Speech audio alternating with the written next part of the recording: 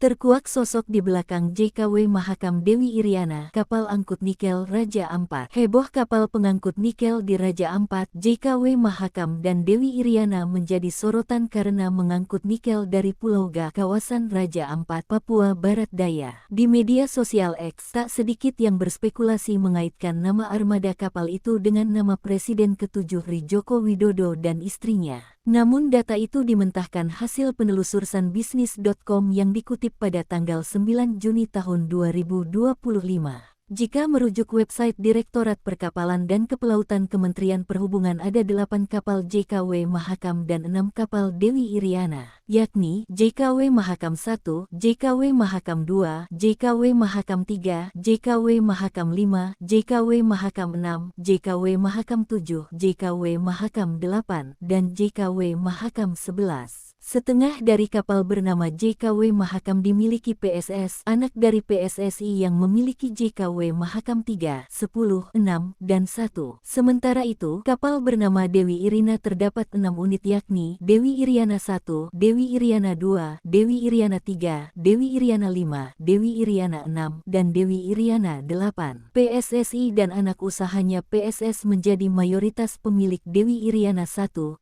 2, 3, dan 5. Diketahui, PSSI merupakan perusahaan publik yang bergerak di sektor pelayaran dan jasa pengangkutan laut, termasuk barang mineral, batu bara, nikel, pasir silika dan besi antar pulau hingga luar negeri. Awal didirikan pada 2007 bernama PSS lalu berubah menjadi PSSI pada 2022.